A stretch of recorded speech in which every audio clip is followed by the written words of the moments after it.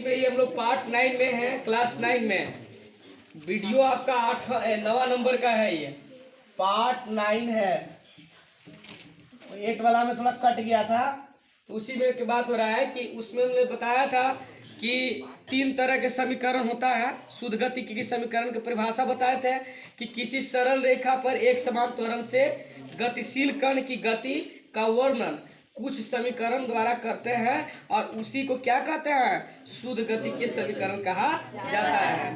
पिछले वीडियो में, पिछले क्लास में देखा था कि पहला था 3 तरह के समीकरण के बारे में बात किए थे। पहला था वेग समय समीकरण, जिसे हम v बराबर u प्लस ए टी जो अभी आपको दिखा रहे हैं, और दूसरा था विस्थापन समय समीकरण, है ना, जो s बराबर U T plus half A D square था, और तीसरा था वेग विस्थापन समीकरण v स्क्वायर बराबर यू स्क्वायर प्लस 2as था ना। और तीनों के लिए एक ही चित्र होता है, एक ही चित्र को समझ लीजिएगा, अब बना लीजिएगा, ठीक है। तो वो चित्र सामने आपको दिखा दे रहे हैं कि अगर कोई एक समय है, वेग समय ग्राफ खींच रहे हैं, कोई पिंड है जो 0 सेकंड से t सेकंड तक चल रहा है और उसका वेग u से v हो गया है। u मीटर प्रति सेकंड से कितना हो गया है, v हो गया है। मतलब यहाँ पर क्या बात है, प्रारंभिक वेग अगर कोई पूछा तो यहाँ पर ये u है, क्या है, u है। और अंतिम वेग पूछा है तो यहाँ पर इस ग्राफ में हम क्या देख रहे हैं, v मीटर प्रति सेकंड है। और समय आपका t1 बराबर 0 सेकंड है और t2 बराबर t है कि नहीं है। t से ही दिखाया गया है अंतिम समय को। आ रहा है बात समझ में।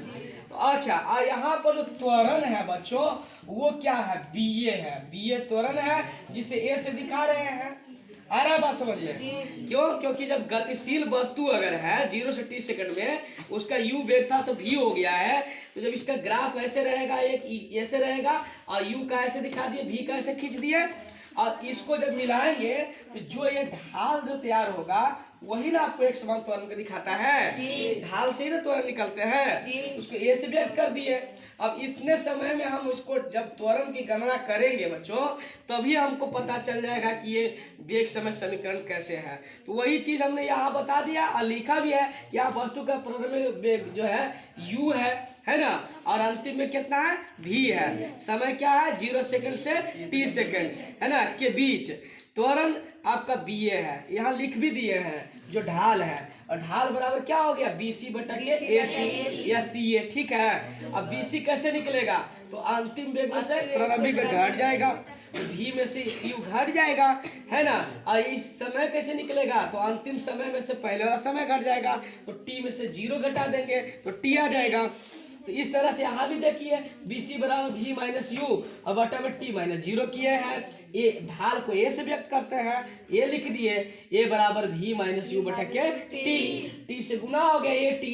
अब v माइनस यू माइनस है तो प्लस हो गया, u प्लस ए टी भी, इसको अच्छा से इसे लिख सकते हैं, v बराबर u प्लस ए टी। तो यही आपका पहला हो गया वेग समय समीकरण, वेग समय समीकरण। अब हम नेक्स्ट क्लास में फिर विस्थापन समय समीकरण समझेंगे और फिर वेग विस्थापन समीकरण समझेंगे। समझ रहा है। आज के लिए इतना ही है, ठीक है।